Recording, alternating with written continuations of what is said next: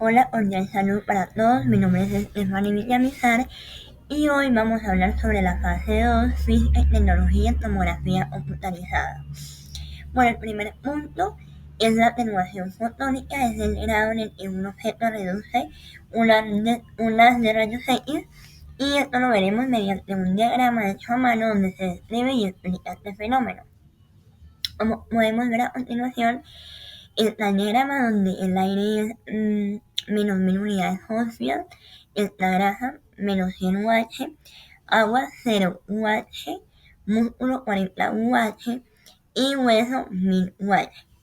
Bueno, la pregunta es, ¿por qué las diferencias entre los coeficientes de atenuación lineales entre tejidos son responsables del contraste de las imágenes por tomografía computarizada? Bueno, cada tipo de tejido en el cuerpo responde de manera distinta a los rayos X. Esto se debe principalmente a su composición.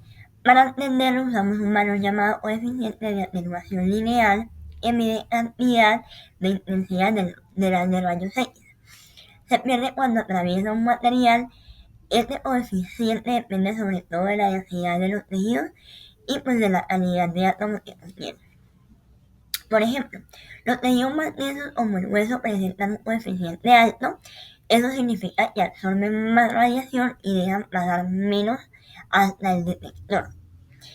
En la imagen, esto se traduce en áreas blancas u oscuras. En cambio, los tejidos menos densos, como el aire, tienen un coeficiente bajo, por lo que casi no absorbe la radiación. En la imagen eso se refleja en unas zonas oscuras o negras. Finalmente, los tejidos blandos tienen valores intermedios, lo que genera totalidades de grises en la imagen. De esta forma, la diferencia entre los coeficientes de atenuación es la que permite obtener contrastes en las imágenes radiológicas. Bueno, el segundo punto es definir conceptualmente píxel y voxel. Primero hablemos de píxel. Un píxel es la unidad más pequeña que forma una imagen de dos dimensiones. Cada píxel contiene información de una pequeñísima parte del tejido, como su brillo o su densidad. En tomografía computarizada, los píxeles se organizan como una cuadrícula, y algo importante, mientras mayor sea el número de píxeles, más nítida y detallada será la imagen que obtendremos. Ahora pasemos a voxel. El voxel es bastante la versión tridimensional del píxel, mientras que el píxel representa un punto de una imagen plana. El voxel corresponde a un pequeño volumen dentro del cuerpo. En tomografía computarizada, cada corte genera una matriz de voxeles. Eso significa que lo que vemos en la pantalla como un píxel en realidad refleja la información en un voxel real dentro del organismo. Las unidades Hounsfield son una escala cuantitativa utilizada en tomografía computarizada para poder medir la atenuación de los tejidos frente a los rayos X. En ello pues hay tres bases, que son el agua, se toma como una referencia nula o valor cero.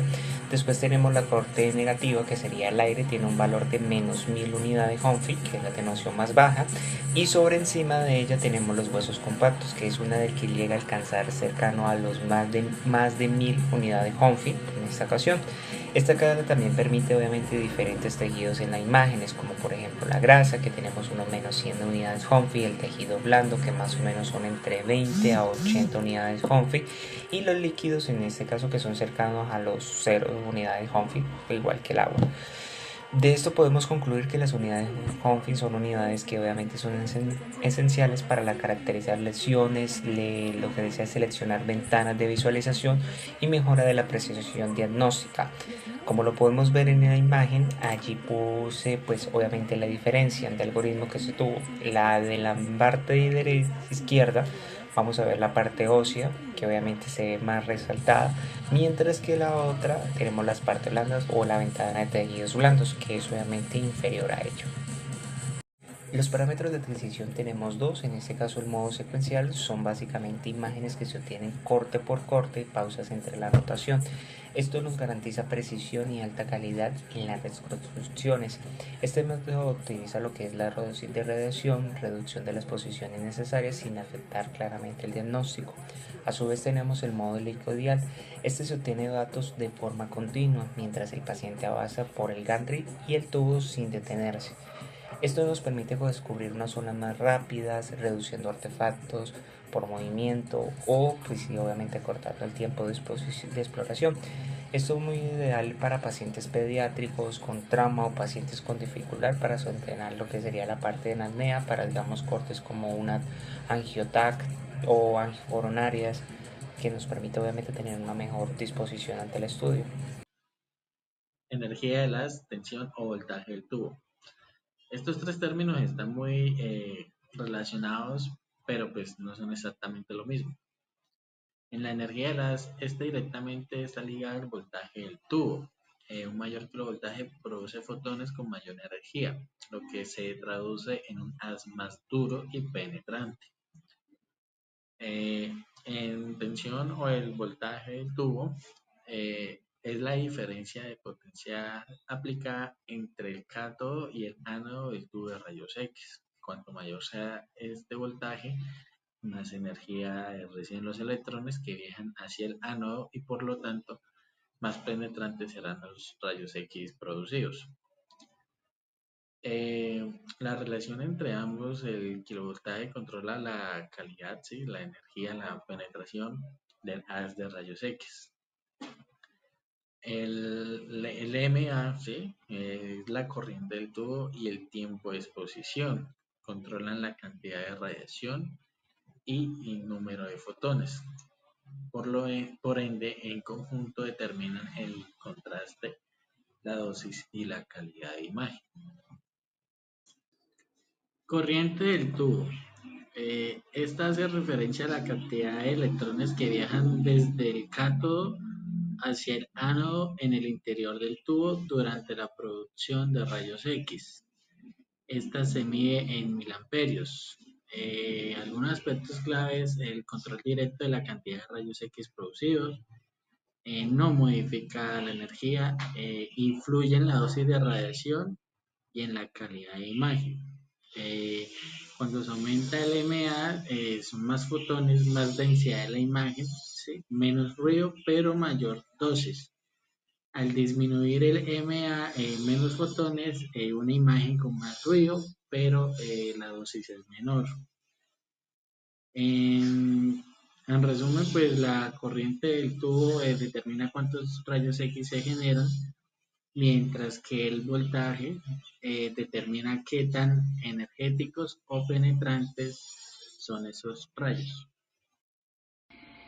Hola, muy buenas noches. Mi nombre es Paula Camila Sarmiento Villauna y el día de hoy voy a presentar el factor de pitch, el factor de paso o desplazamiento. Voy a iniciar haciendo una breve introducción del factor de pitch. El factor de pitch es una medida de velocidad de avance de la camilla, donde se encuentra el paciente con respecto al ancho del haz de rayos X. En la tomografía computarizada, especialmente los escaneos helicoidales o espirales, tanto el tubo de rayos X como el detector giran continuamente alrededor del paciente mientras la camilla avanza con el grande. A continuación agregué una fórmula, que es la fórmula del factor del pitch, que es el avance de la mesa por cada rotación, colimación total del tubo del rayos X. Y aquí en esa define perfectamente cómo es la fórmula y cómo se llevan a cabo los factores. Continuamos. El valor del pitch es el que define cómo se estira o se comprime la espiral de datos que estamos adquiriendo. Hay tres escenarios principales que son: pitch es igual a 1. Este pitch es un neutro. El avance de la camilla es exactamente igual al ancho del haz de rayos X. Esto asegura que no hay ni espacios, ni vacíos, ni superposiciones de datos entre cada rotación. Seguimos con el pitch sobre 1. Por ejemplo, 1.5. Se conoce como pitch de alta velocidad. El paciente se mueve más rápido que el ancho del haz. Ventajas. El estudio es más rápido y la dosis de radiación total es mucho menor. La desventaja. Existe un riesgo teórico de que la reconstrucción digital rellene pequeños espacios de datos perdidos y el avance es excesivo, lo que podría reducir la calidad de imagen. Esto podría que las imágenes que se saquen sean un poco inválidas o tengan ciertas fallas que no o rellenen lo que realmente tiene el paciente. Seguimos, pitch menor que 1. Por ejemplo, 0.5. Se conoce como pitch de alta resolución o pitch superpuesto. El paciente se mueve más lento que el ancho del haz. La ventaja. Genera una gran superposición de datos. Esto es genial para obtener imágenes de altísima calidad.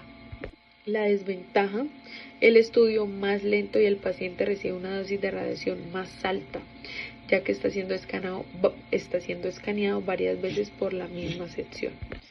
Seguimos con el factor de paso Kp en máquinas eléctricas. Ahora cambiamos completamente de campo para ver la segunda definición, el factor de paso, que está íntimamente ligado con el diseño de motores y generadores eléctricos. Aquí el factor de paso Kp es una medida de calidad y de la electricidad generada. Las bobinas de una máquina se pueden construir de las siguientes dos maneras. La bocina abarca todo el espacio entre polos magnéticos, como el ejemplo de la derecha. Esto genera la máxima FEN, pero también produce mucha ansiedad eléctrica, es decir, armónicos indeseados. La segunda es el paso cortado. La bobina es intencionalmente más cortada, al ejemplo de la izquierda. El factor de Kp es la relación entre la fuerza electromotriz FEN generada por la bobina cortada y FEN generada por la bobina de paso completo. Muchas gracias, esta fue mi presentación. Presento mi segunda diapositiva. Mi nombre es Paula Camila Sarmiento Villaúna y voy a presentar sobre los parámetros de la reconstrucción de una imagen en la tomografía computarizada. Empezamos. Bueno, empezamos dando con una breve introducción sobre el tema que vamos a tratar. Los parámetros de reconstrucción son ajustes aplicados en el procesamiento de los datos adquiridos por el escáner, que determinan la calidad final de la imagen y la resolución, el ruido y la utilidad diagnóstica. Seguimos con una tabla. Yo realicé una tabla para organizar mejor los datos y que fuera un poco más accesible ver los datos y todo ese tipo de cosas. Empezamos con el primer ajuste. El primer ajuste es un algoritmo o kernel de reconstrucción, a veces llamado simplemente filtro. Piensan esto como si fuera un filtro de Instagram, pero no, ayuda a tomar datos médicos. Si elegimos un filtro suave, se baja la frecuencia. La imagen será menos ruidosa, pero más borrosa. Es ideal para los tejidos blandos como el abdomen o el cerebro. Si elegimos un filtro duro de alta frecuencia, la imagen será más nítida y tendrá mejor resolución espacial, lo que nos permite ver estructuras más finas como hueso o pulmón. El único inconveniente es que la imagen se ve ruidosa o granulada. Seguimos con el centro en grosor de corte e intervalo de reconstrucción. El siguiente paso es definir cómo cortamos los datos. Tenemos parámetros relacionados con la profundidad. El grosor del corte es el espesor de la rebanada que estamos visualizando. Un corte grueso, por ejemplo 5 milímetros, reduce el ruido pero oculta detalles pequeños como hacer un zoom en una foto.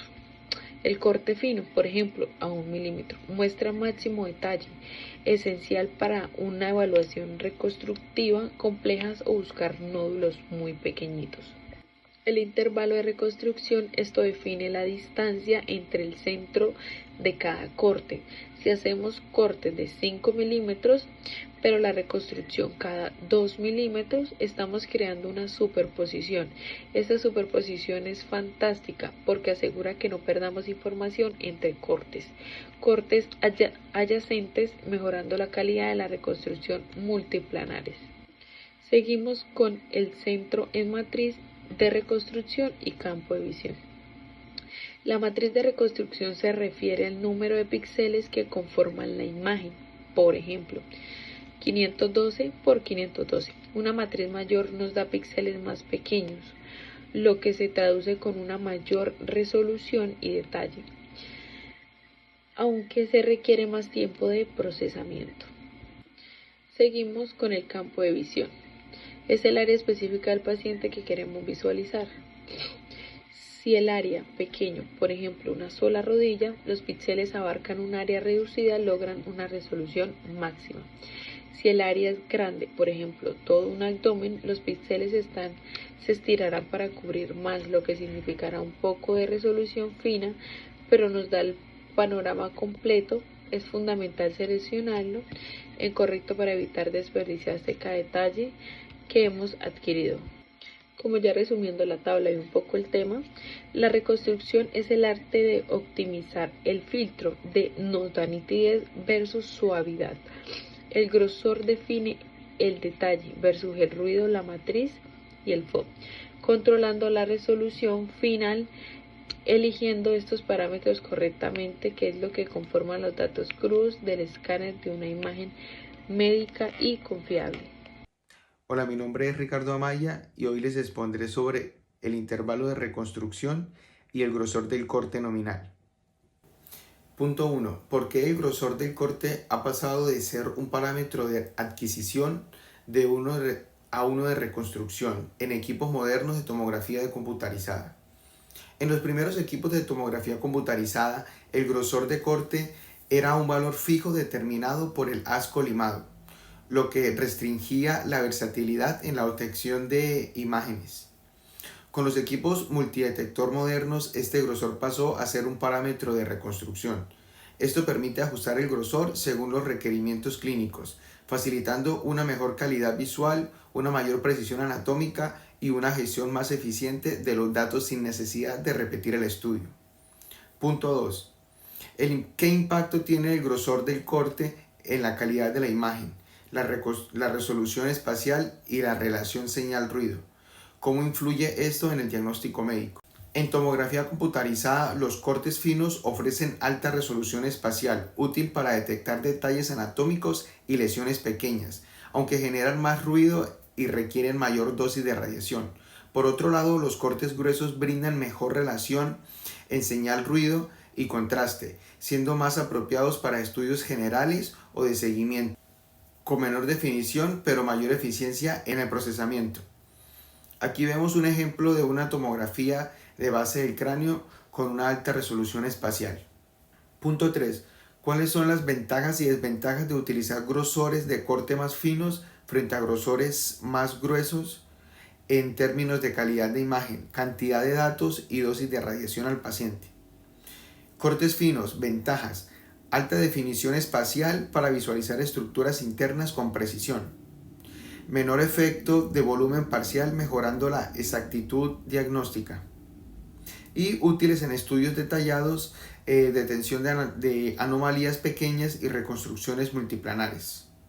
Y en las desventajas, mayor ruido en la imagen, dificultando la interpretación. Requieren más dosis de radiación y generan muchas imágenes, aumentando el tiempo de análisis y demanda del almacenamiento. Cortes gruesos, ventajas: mejor relación señal-ruido con imágenes más claras, mayor contraste, útil en estudios generales, menor cantidad de imágenes, facilitando el procesamiento y almacenamiento. Y en las desventajas encontramos una menor resolución espacial, limitando el detalle anatómico, mayor susceptibilidad al efecto del volumen parcial, menor dosis de radiación, lo que mejora la seguridad del paciente. Punto 4.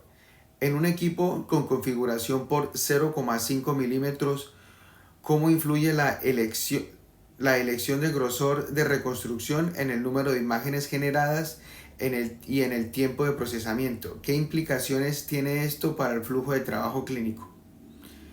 En tomografía con configuración de 0,5 milímetros, el grosor de reconstrucción afecta la cantidad de imágenes y el tiempo de procesamiento. Los cortes finos ofrecen mayor detalle anatómico, pero generan más datos y ralentizan el flujo clínico. En cambio, los cortes gruesos simplifican el análisis y son ideales para estudios rutinarios. La elección del grosor debe equilibrar la precisión diagnóstica y la eficiencia operativa.